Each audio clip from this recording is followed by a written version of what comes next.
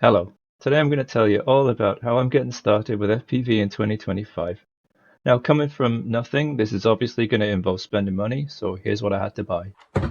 A radio, a pair of FPV goggles, a handful of batteries, something to charge them with, and a model to fly. This is the radio, Radiomaster Boxer ELRS. It has nice gimbals, it has lots of switches, buttons, it's got mixers, it's got everything you could possibly want. I got mine on eBay for about £100 with a battery about 120. These are my goggles. These are Fatshark HDO. They were top of the line about 8 years ago. They have OLED screens, the Immersion RC analog module, and the aerials came with it. I got mine on eBay and it cost me about £250.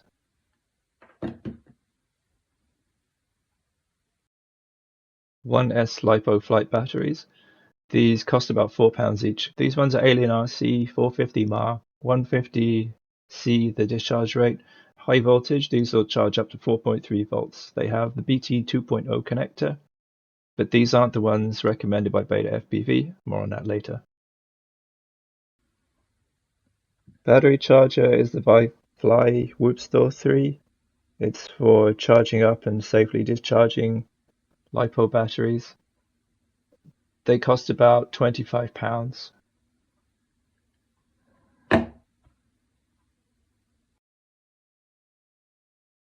The model is the Betafpv Air75. It's a nice zippy little craft. You can see I've made a couple of mods. I say mods. I've taken a screw out from here to adjust the camera angle because otherwise it's way too aggressive for me, especially flying indoors. Also, had to add a zip tie because these batteries, they don't fit. So I just zip tie mine on and, that'll do. When I got the radio, I got a copy of Liftoff so that I could fly around this guy's house. Subsequently, I also got a copy of Liftoff micro drones because it feels and flies a bit closer to what the tinywhoop actually feels like. I think these titles are around £15. I got them on Steam.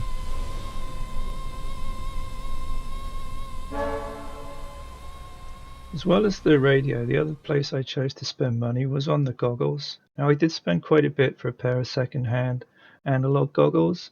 Originally, I did try some of these Eachine EV800D box goggle things, but I just couldn't focus on the screen properly. I need reading glasses. They just didn't work. They were so uncomfortable too. I figure it's such an important part of the experience. Why cheap out here?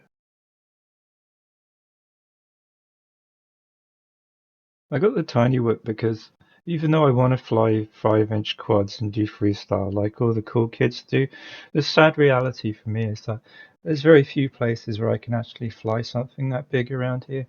The thing with the tinywhoop is I can just literally go outside my house and just fly it around. And it's so small and tiny, nobody's going to get annoyed with me doing it. I mean, it weighs about the same as a pack of walkers. So nobody's really going to pay attention. If I crash, it's fairly inconsequential. It means I can stand around outside and get used to having the goggles on, get used to being out in public, get used to people looking at me, get used to all my paranoia, get all my anxiety out and learn to fly in a relatively safe environment. And, they're a huge amount of fun. I did get the 75mm because, I bought one that I wanted to fly inside and outside, but my house is a bit small and boring, so I did need something that could go out as well. The 75 is okay, but one thing is it will get caught in any kind of breeze. So it's really, you have to go out early on a nice day like this before it properly warms up and you properly start getting thermals and currents and the wind starts picking up higher up. But really, it's so much fun just flying these little zippy things around. It's just grand.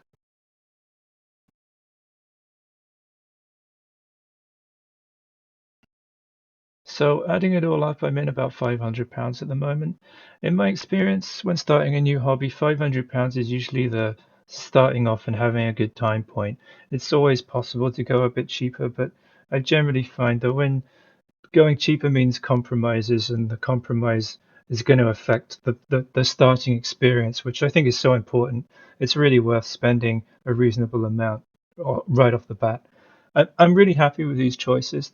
The radio is going to last me a long time. I think the goggles, even though they're old, they're going to last me a long time too. The model, full disclosure, I have got another model on order, a 2.5 inch prop with a 4S battery, a bit more power, so it'll be a bit happier flying in the breeze outside. I won't be so worried about it being caught by the wind and losing the craft.